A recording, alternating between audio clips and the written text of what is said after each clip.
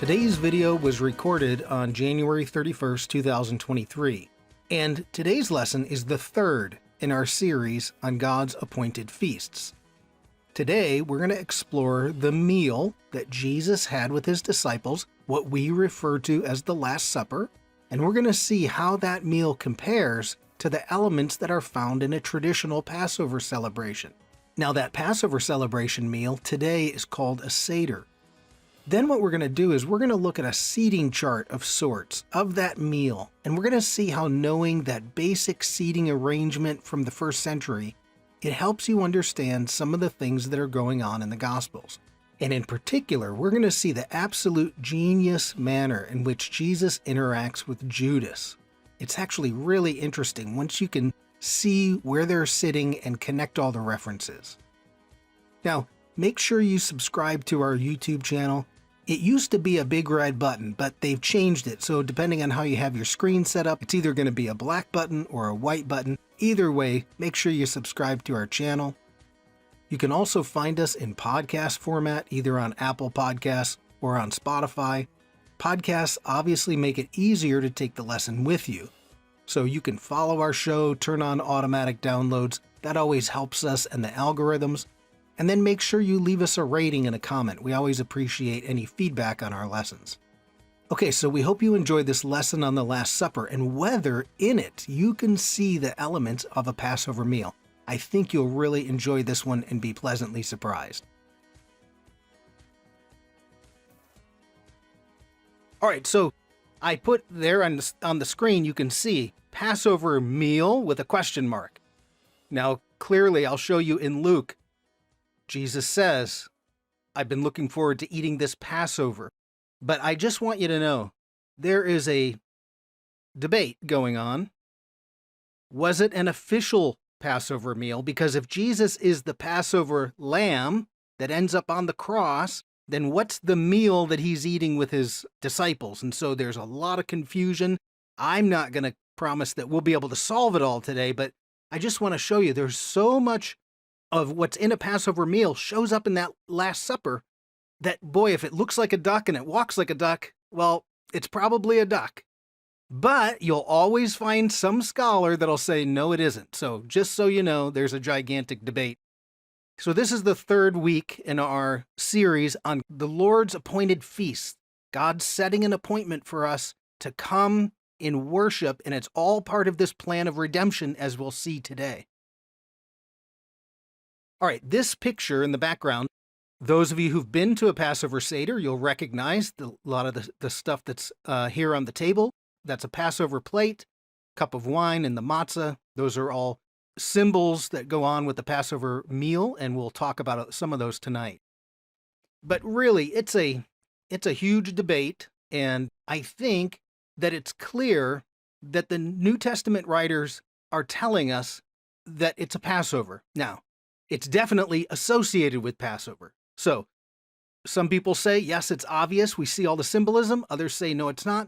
But I think the most important thing is where is Jesus ending up on the day that he needs to be the Passover lamb, right? At the temple Passover and the temple sacrifice.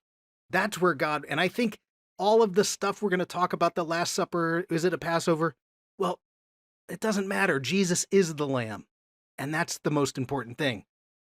So we'll let everybody just debate, but let's go in. Let's see if there's possibly a Passover Seder. So we've gone over this passage a couple times. It's in Luke, and so what Jesus says is, I have earnestly desired to eat this Passover with you before I suffer. Now, eat this Passover, well, if you take that literally, then you would say they're eating a Passover. He's clearly in the realm of Passover. So we're going to trust the words of Jesus, and we're going to say, yep, we're right there. Now, what we could say, is it the Seder that is celebrated today? Well, clearly there have been some changes over time. It probably wasn't as formalized as a Passover Seder.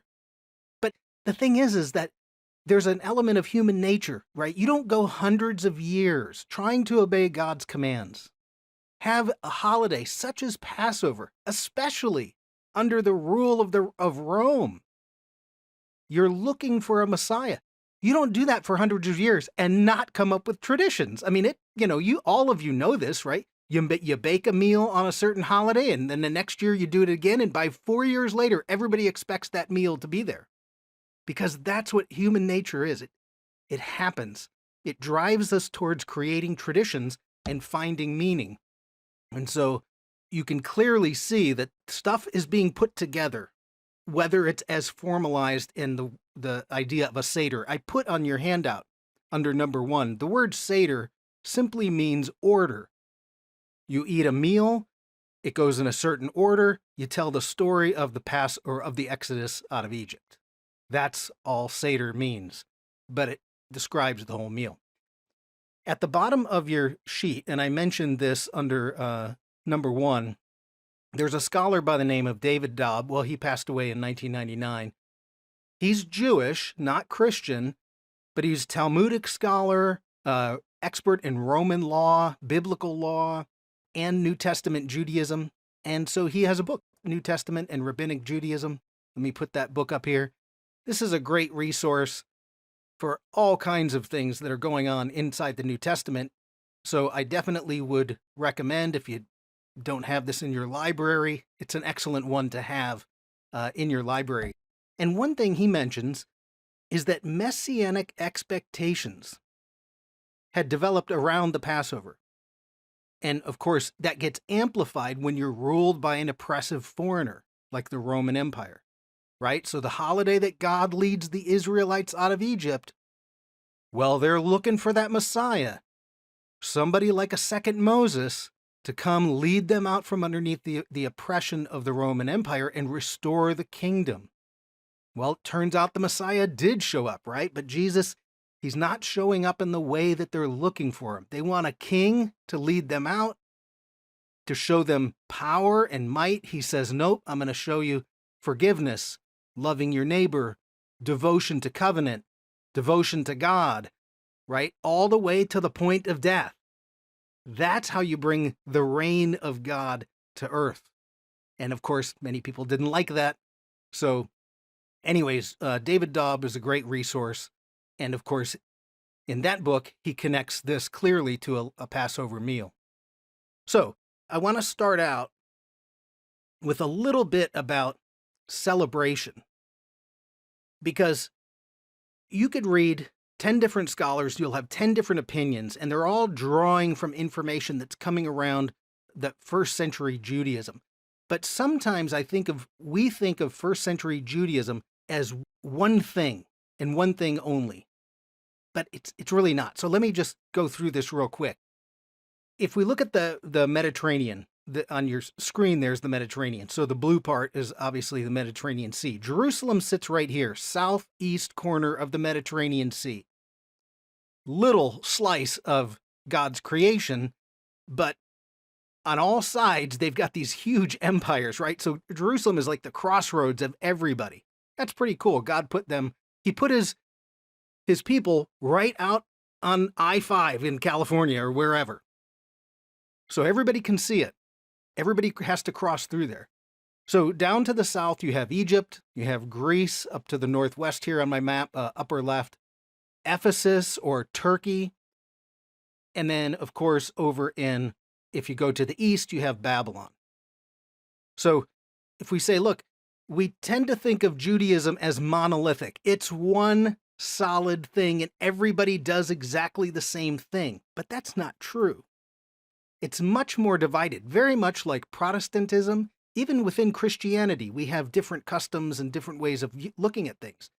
So Judaism isn't as monolithic as we sometimes think it is.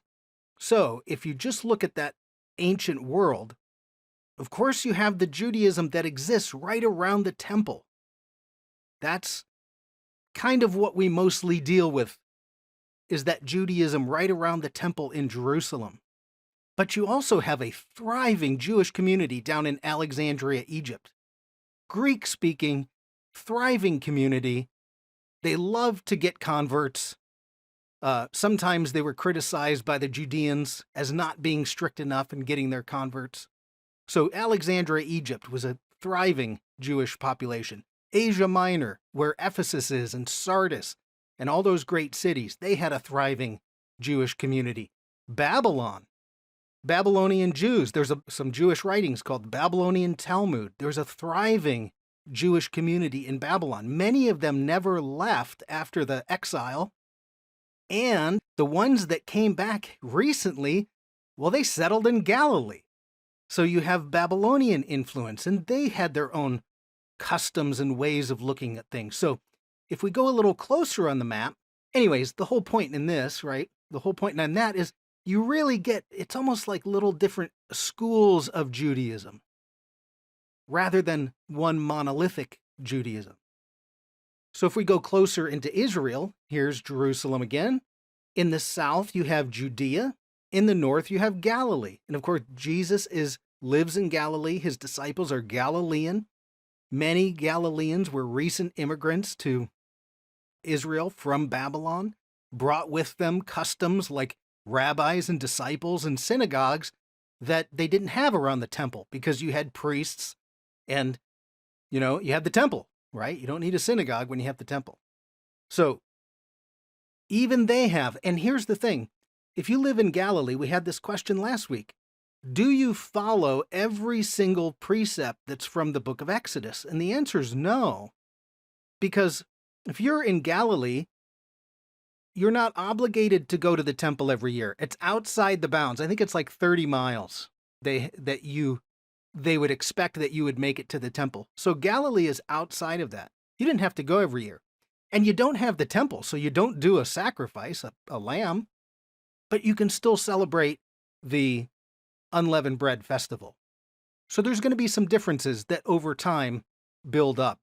And the Galileans and the Judeans didn't always get along. Okay, next, if we go even closer to Jerusalem. So Jerusalem sits up in those mountains, and if you go just to the east of Jerusalem, that big body of blue there, that's the Dead Sea. You go down into that Rift Valley that's 1,400 feet below sea level, and you have the city of Jericho. And then you have this. Now many of you have been here, Qumran, right on the edge of the Dead Sea, was a place where a whole bunch of people went out to live. And this becomes very important because Qumran is the home of what scholars believe the Essenes moved out there. And the Essenes were priests who rejected the temple authority. They said, you are a corrupt temple, and we are going to move, and we're going to be the true Israel, and we're going to live out in the desert. And so they have customs. In fact, one of the things, they had a completely different calendar system than the temple did in Jerusalem. And now you've got two different calendar systems, two different Passovers. So the Passover at the temple is going to be on a different day than the Passover that would be celebrating at Qumran. Now, why do we need to know this? Why do I need to go into all of this? Well, first of all, because as you read if you read any scholars about whether it was a Passover or not, they'll always bring in outside customs. So we have to know that nothing was monolithic. The second, though, is this group called the Essenes. So by the time King Herod was around, the Essenes were on his good side, and King Herod gave them a quarter in Jerusalem. And so now you're not going to be able to see that map too well, but most of your Bibles have a map of Jerusalem in the back. And if you happen to look at the map of Jerusalem, in the bottom, the southwest corner of Jerusalem is a quarter of the city called the Essene quarter. So let me zoom this in a little bit. And so if you can see that on your screen, the Essene quarter, they even found the Essene gate. And that's a whole interesting thing of why they needed a gate there. But the idea is the Essenes had a quarter of the city, and the Essenes didn't get along with the temple authority. Well, neither did Jesus, right? The Essenes celebrated a messianic banquet. And the Essenes even had a prophecy on their calendar system that the Messiah would be born somewhere around 3 BC to 2 AD. That's how we reckon time. Now, On top of that, to make it even better, the location of the Last Supper is right here. It's in the middle of the Essene quarter in what we call the upper room today. So Jesus takes his disciples into the Essene quarter. That's the man carrying water. Why? Why was a man carrying water? Because there was no women. Many of the Essenes didn't marry. And that's, even though Jesus isn't an Essene, he doesn't get married. And Pharisees would get married. Essenes, not all of them did. So you can see what's happening. Now, their calendar system was different. So many scholars say, you know what? If he's going into the Essene quarter and he's celebrating a meal, it may be to them their Passover because he's on that calendar system. And so it might not be that he's somehow cheating, but he's in the area where you celebrate Passover on a different day. And so it might be legitimate to have that. I only bring that up because so much of that connects to what's going on in our Bible. Okay? So, was it a Last Supper? Was the Last Supper a Passover meal? Well, again, we're probably not going to completely solve that today, but I want to show you some details that are going to come right out of a Passover meal that we're going to find in the text.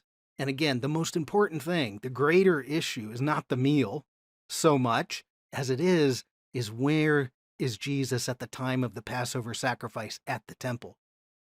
What is being communicated to those people in the first century where 3 o'clock he's on the cross? Okay, that's what we dealt with last week. So that kind of trumps all issues. So, okay, now that was only number one. Let's go to number two. Gospel details. So there's so much in the Gospels. I can only go over a few of them, but there's so much that's going to help us understand what's going on at that Last Supper, and does it match up with a Passover Seder? And the answer, I think, is yes. So if you look first under number two, one of the customs at a Passover Seder is to recline. The wealthy recline, and on Passover you're all wealthy. So you would either be on the floor with cushions, or you might be on something called a triclinium. I'll show you that picture of it in a minute. But it's custom to recline. And of course, that's what our Gospels tell us. They're reclining to eat. Now, unfortunately, what's our image of the Last Supper? Right? Well, it looks like this, and none of them are reclining. Right? That's how that art has so affected the way that we think about this meal. But none of them here are reclining. Now, let me point out two characters in this. Judas is right here. So Judas is right there in the picture. And that'll be important because I'm going to show you where Judas was actually sitting. And then John is right here. He's right next to Judas. But this so drives our image of what the Last Supper would have looked like. But it probably would be, well, this is obviously an artist rendering, but this is a triclinium. Tri meaning 3 sides, kline, like reclining, a couch, a 3-sided couch. And the food is then delivered to the middle. And so here's a different picture of it. You can tell artists have a hard time.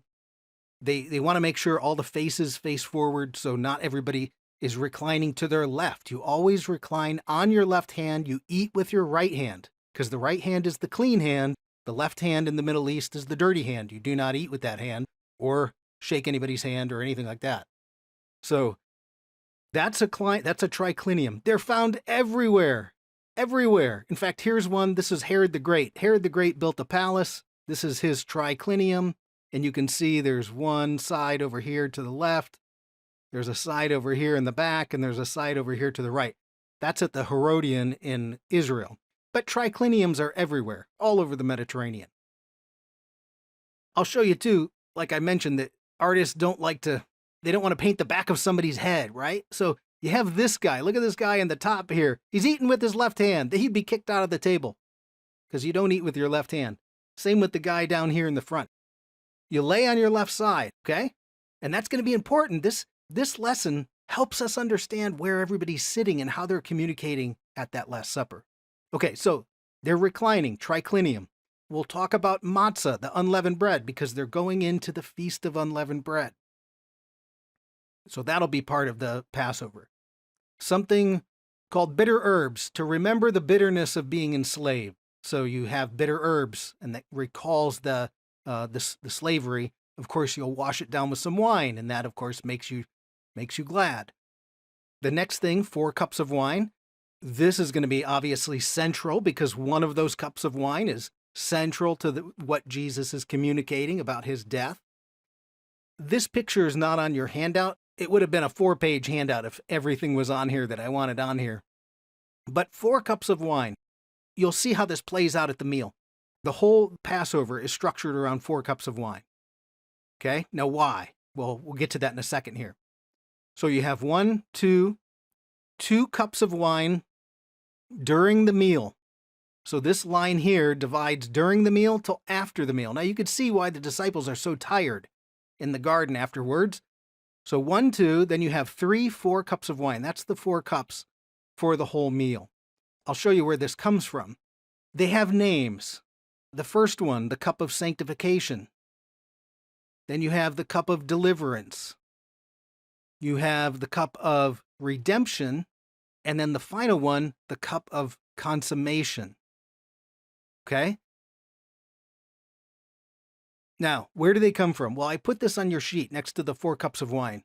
In the interest of time, I'm just going to put it up. I think you'll get the point. It comes from the Exodus itself.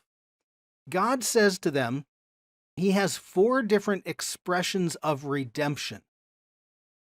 So God's going to say to the Israelites, says, therefore say to the Israelites, I am the Lord, and I will bring you out from under the yoke of the Egyptians. So I will bring you out. There's one expression. I will free you from being slaves. Second expression, I will free you.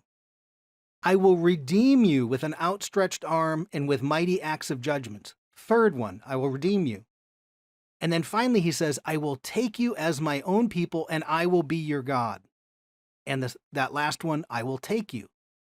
And then you will know that I am the Lord your God who brought you out from under the yoke of the Egyptians. So you have 4 expressions of redemption. I will bring you out. I will free you. I will redeem you. I will take you. And of course, it's hard in our modern Bibles reading this in English because there's some things about the Hebrew we miss. We miss when we see our English, okay? So these 4 expressions of redemption, I will bring you out. They're all different Hebrew words. You don't need to know them. I'm just putting them up to show you that they're different words. I will bring you out. I will rescue you. That's Natsal. I'll redeem you. That's Gaal. Now, this is why week 1 of this series was all about redemption, because the Gaal is the kinsman redeemer who brings you back into the Father's house. And that's what Jesus is going to say, right? I'm go to my Father's house to prepare a place for you. That's not only redemption language, but it's also marriage language. And so the final one, I will take you. And that one has to do with marriage. And so what we see is that redemption comes in multiple stages. The first one is a saving act. I brought you out, but now we have a relationship to enter. And so increasingly, it gets more intimate. First, you're welcomed back into the Father's house. And then the second metaphor is a marriage. And that's the ending of Exodus. It's also the ending of Revelation. We're the bride of Christ, and we're waiting for the bridegroom to come get us. And so it's this amazing metaphor of redemption. That's why we spent so much time on redemption. So when you go back to these cups here, that's what they're named after. And so what we're going to see is Jesus after the meal. So he goes to the 3rd cup after the meal. That's the cup of redemption. That's what he is, the kinsman redeemer. And he chooses this cup, the cup of redemption. And this is where he's going to say, this cup of wine represents my blood, the blood of a new covenant. And those are the most amazing words ever. So it's significant that it's the cup of redemption. Now, he's also going to say, and just so you know, there's a variance between Mark and Luke. Mark, this one comes after Jesus has talked about the covenant. And he says, I will not drink again until the kingdom has fully come. That's the cup of consummation. It's consummating your wedding. We're waiting for our bride to come get us, and we'll consummate. It's a metaphor for how closely we're going to be with God. So you can see that this whole thing, even the Last Supper, is all set in that big metaphor from Passover, from the Exodus, and so important to note where those cups of wine, what Jesus is talking about. Really important, but very cool to see, and we'll get back to it in a minute when he talks about the bread and the wine. Okay, so 4 cups of wine. That's central to a Passover meal, and we see the cups of wine happening there in the Gospels. And then the last one we'll talk about is one that's a little bit strange. This is called the afikomen.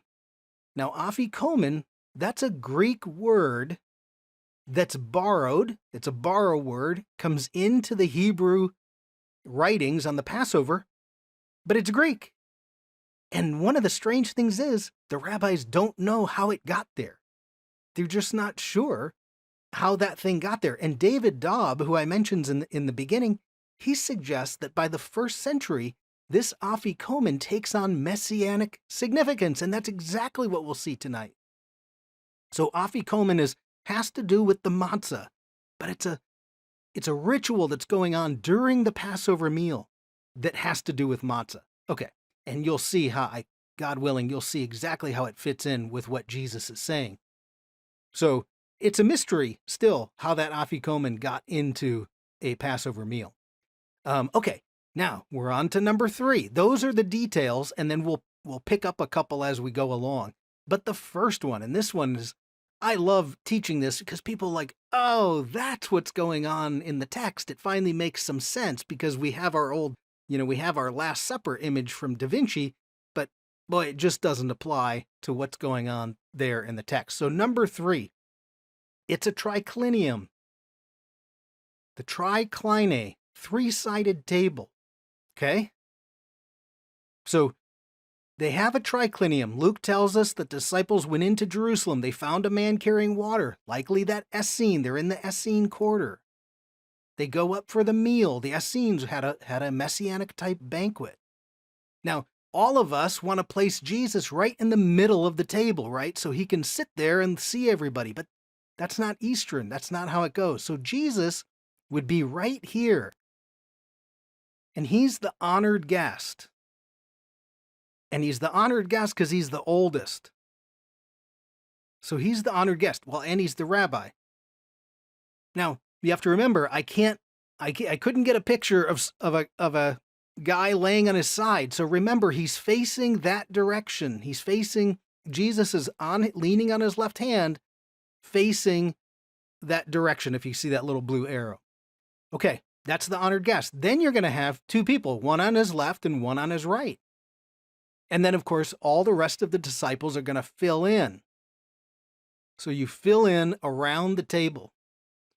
Now, if Jesus is the honored guest, and then everybody here is going to be facing. So everybody, of course, is laying on their side. So you're basically facing the back of the person next to you. And someone is facing your back, okay? So everybody's facing in this direction. On Jesus's right hand, so he would be looking at the back of the head of the youngest guest. And then the second honored guest is right behind him. So you have Jesus as the honored guest, the youngest. That's the same as a Passover today. The elder male is the head of the table. The youngest sits next to him. And then you have the honored guest on his other side. Now, way over on the other side of the table, over here, where that red circle is, that's Peter. He's the foot washer. Because in the Middle East, of course, you get dust all over your feet. So one person's designated as the foot washer. That's Peter. Okay? So this is how they're all seated. Well, we don't know exactly where Nathaniel was compared to, Matthew or whatever. But then what you do is you put the food on the table, and 3 to 4 different people will share a bowl. So Jesus is going to share a bowl with 2 people, the youngest and the honored guest. Okay? So that's the table. Not exactly like Da Vinci painted it, but closer to the reality of what's going on there in the first century. Now we're going to go to the text, because the text is going to now start to reflect this picture right here. So what I want you to do is turn in your Bible to John 13. So if you go to John 13, we're going to read some, and this will show us where people are showing up around the table. So it's communal eating. That's why your right hand, your clean hand, you're sticking it in a bowl of food, right? Nobody wants you to eat with your other hand and contaminate the food. Okay, so John 13, we're going to start at verse 18. We'll eventually get to, he's going to talk about the fulfillment of a passage of Scripture. We'll get to that in a second. So here's what Jesus says. He says, I'm not referring to all of you. I know those who I've chosen. But this is to fulfill the passage of Scripture. So we've got something from the Old Testament. He who shared my bread has lifted up his heel against me. Now, shared my bread. That means somebody's sitting next to Jesus sharing his bread. Okay? Then he goes on. I am telling you now before it happens, so that when it does, you will believe that I am who I am. Very truly I tell you, whoever accepts anyone I send accepts me, and whoever accepts me accepts the one who sent me. Obviously God. Okay? Next. After he said this, Jesus was troubled in spirit and testified, very truly I tell you, one of you is going to betray me. His disciples stared at one another, at a loss to know which of them he meant. Here's where it starts to get good. One of them, the disciple whom Jesus loved. Now, who's the disciple whom Jesus loved? John. One of them, the disciple whom Jesus loved, was reclining next to him. Oh, now we know he's reclining next to Jesus. Peter, on the other side of the table, says, Simon Peter motioned to the disciple and said, ask him which one it is. Okay? Now, next verse, watch what John does. How's John going to ask Jesus? Leaning back against Jesus. So where's John sitting? He's in the youngest position. He's right next to Jesus. He's at Jesus' right hand. He leans back into Jesus' chest because he's got his back to Jesus. So John, leaning back against Jesus, asked him, who is it? Okay? So if we go back to this picture right here, and you may want to jot this down on your notes, the youngest, that's the person who would be reclining with his back to Jesus, the youngest, and that is John. So John's sitting at his right hand. That's why he can lean into Jesus as they're eating. Okay? So this is John's position right here. Now let's go on, because we need to figure something else out. So look at verse 26, because now Jesus is going to tell us. I'm telling you, folks, this is genius, the way he's going to do this. It's brilliant. And he's using a technique. It's called remez. Remez is a type of technique the rabbis used. They want to get your mind to think something, so they give you a hint. And when your mind starts to complete the sentence, or it knows the verses around what I just said, you get the picture of what's going on. Okay?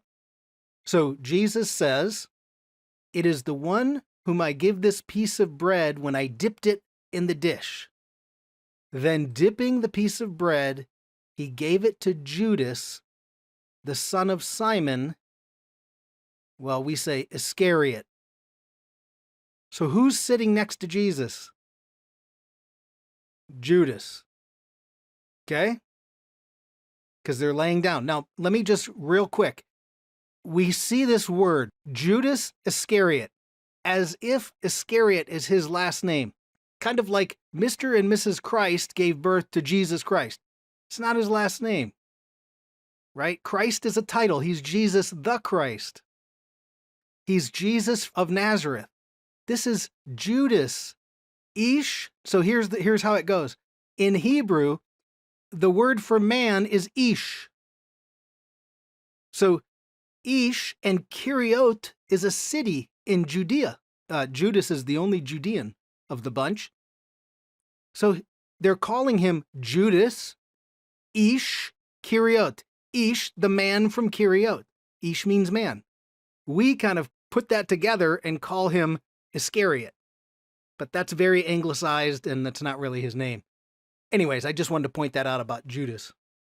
Okay, now, so he dips the piece of bread. He hands it to Judas, right? In fact, in Mark, it says, the one who dips bread in the bowl with me. That's even more descriptive. Who's dipping in the bowl with Jesus? Well, John's on one side and Judas is on the other. So he's dipped it in the dish, and then you get dips in the bowl with me. So if we go back to this picture, who's the second honored guest? Judas. And you just have to think about that. It's what Jesus is doing. So we have Judas sitting next to I mean, if you're Judas and you've betrayed your rabbi, where do you want to be sitting, right? Somewhere like way over here on the other side of the table where you definitely don't have to look at him, right? You get that sinking feeling you've just betrayed Jesus. You don't want to look at him. You want to be next to like Matthew or Nathaniel or something. You want to be as far away from Jesus as possible. Maybe on the end where you don't have to. Jesus says, no, Judas, come here. Sit right next to me. You're the second honored guest. Now, it's brilliant because he's going to use the text of the Bible to explain Judas's betrayal. But we have to know that the reason they're dipping from the same piece of or bowl of food is because he's sitting right next to him. And that's just turning the screws. Now, it's going to get worse here for Judas, as if it could get worse, but it's going to get worse for Judas because of the text that Jesus is quoting. But let me show you something else that he does. Okay, one of the elements of the Passover is bitter herbs. I mentioned that. Why? Because God says it's to remind you of the bitterness of slavery. And what you do is you take some of the matzah and you dip the bitter herbs and you eat it. And the bitterness of sin, it's supposed to be a very tactile reminder of what sin tastes like. The bitterness of sin. So every year you experience this. This would be great with your kids where they have to eat the bitter herbs. So we saw Jesus says, I dipped it in the dish, right? Dipping the piece of bread. Well, what's he dipping out? He's dipping out bitter herbs. Now, why is that important? Well, because he's going to dip the bitter herbs and say, now, Judas, eat this. And the next sentence, he says, well, after Satan entered him, he says, now go. Do what you need to do and do it quickly. And what's powerful about this is the last piece of food, which is supposed to be the afikomen, the last piece of food for Judas is the bitter herbs. The bitterness of his sin is now carried out into the cold Jerusalem night. And he's got to walk around with that taste in his mouth. And the one thing he doesn't get to drink is the cup of redemption, the third cup. So it's brilliant what Jesus is doing as he's weaving this together. It's totally twisting. I mean, he's putting the screws to Judas. It's absolutely brilliant how he's got this choreographed. Now, one thing we have to look at is, and this is number 5. If you look at number 5 on your sheet, Psalm 41:9. Right? This is where he's going to use the hint method. Psalm 41:9. Let's look at it.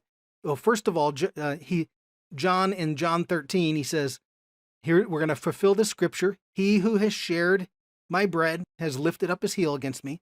And then we have to go to Psalm 41:9. So if you have your Bible and you want to turn there, as I mentioned, this is called a remez. Jesus quotes one portion of Psalm 49:9, not the whole thing. And all of his disciples know the rest of it. And especially Judas. He knows his Bible. And this is going to probably crush him. Okay? So Psalm 41:9. This is where the verse comes from. And it starts out, even my close friend, someone I trusted, one who shared my bread, has lifted up his heel against me. What's the point of Jesus doing this? Not only did he lift up his heel against him, what's he telling Judas? Judas, you were my friend. and you betrayed me. Judas, I trusted you. You carried the money. How could you do this? Now, some scholars think Judas was a zealot. The one zealot town down in Judea is Kiriot. And they think that Judas is a zealot, and Jesus won't go to war against Rome. You know what? If I betray him and hand him over to Rome, he'll have to fight. And Jesus doesn't. But this is the point of quoting that verse. He's telling Judas, you were my friend. I trusted you and you betrayed me. That would be even worse. You're sitting right next to him and you just want to go hide because you just betrayed Jesus. So it's absolutely brilliant what Jesus is doing here. And he's communicating it with all of the elements of the Passover meal and through a text that he's going to slip in there because he says, Judas, sit right next to me. You're the second guest of honor. Okay, hopefully that came through clear. Let's finish up. I need to talk about this thing called the afikomen because this one will just blow your mind. This is the one that's everybody gets so excited about at a messianic Seder. And this is the one David Daube mentions took on messianic significance in the first century. Okay? And it has to do with matzah. It's a ritual within the Passover Seder. So here's what it looks like. The best way to describe it. You take 3 pieces of matzah right at the very beginning of the meal, and they're inside of a little baggie, 3 of them. And then you say, okay, take the middle matzah out. Okay? So there's a 3 and something's in the middle. And you take the middle matzah and you break it. And one of the pieces becomes the afikomen. Okay, I'll tell you what that means in a minute. Sometimes they translate it dessert, but the afikomen. Okay, now think about this. Give me something from your Old Testament that's in 3s. Okay, so for instance, what Jews say today is, priests, Levites, Israelites. Those are the 3. You're like, okay, well, that's 3, but is the middle one broken? Are the Levites broken? Why would you break the Levites? Okay, that's not it. How about Abraham, Isaac, and Jacob? Well, that one's better, right? Because Isaac is the binding of Isaac. Isaac is broken. So that's one idea. What's another one we might come up with? Father, Son, and Holy Spirit. And which one's broken? The middle one, right? So you have a strange ceremony, the breaking of the middle one, and it's in this Jewish Passover. So if we go back to this, you break that middle one. Now it gets better. Now you're going to hide it away. You get out a cloth. You put the cloth, maybe like a linen something over it, and the afikomen gets hidden away for the whole meal. And then when the meal is over, so we're over with the meal, and now we're up to the 3rd cup of wine, guess what happens? The afikomen comes back out. It reappears, and the linen is removed. And when you remove the linen, what do you have? You have the broken middle matzah. And now, this becomes the very last thing you eat at a Passover Seder. It's the dessert. So you take the piece, the whole piece that went out, and everybody is going to pass it around the table, and you're going to break off your own little piece of it. It's not like it's just representative. You're about to eat this, right? So here's what it says in Luke. This is now Luke 22:19. It's after dinner. So after the meal, Jesus took the bread and gave thanks, and he broke it. Now that's the afikomen. He's breaking a piece off. And he says to them, "This is my body, given for you. Do this in remembrance of me." Now, he took the bread, right, after the meal. He breaks it. He breaks off a little piece of the afikomen. He gives it to everybody else. They're going to do the same thing. Now, here's the important thing. This is my body. That's what the afikomen represents. It's the broken middle. And he says, now this is me. I'm the broken middle. I'm the one, right? Now, this is where people, when they talk about the afikomen, you get this phrase, do this in remembrance of me. Now, what is this? So this is my body. That's the afikomen. Do this in remembrance of me. And so if you go to a Messianic Seder, like Rabbi Barney says, the this is when you celebrate Passover, right? A Jew would say, or a Messianic Jew would say, Jesus isn't telling you to stop celebrating Passover. He's saying when you celebrate the Passover and you get to the middle matzah and you take a bite of that middle matzah as the dessert, that's me. That's my body. Now, I know our tradition, we have the Eucharist out of that, but I just want you to know that's what that if you go to a Messianic Seder, that's what you're doing. Okay? So this is the afikomen. And what does afikomen mean? It means the coming one. So you've got, it perfectly represents Jesus. It's right there inside of a Jewish Passover. And you can see it inside of that Last Supper. And it just blows my mind because he's very particularly, and it's taken on messianic meaning, and he's very particularly using the elements of the Passover. The wine, I'm not going to drink the wine until we consummate in heaven. The matzah, it's all right there. But it's just we have to be aware of it. We have to have eyes to see the details inside the text. So let me wrap up. This is the review.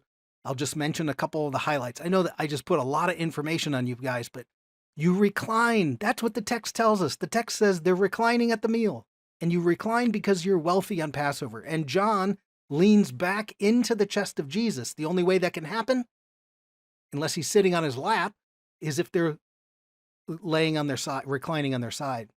Judas, then, this is the one that blows me away. He's the second honored guest.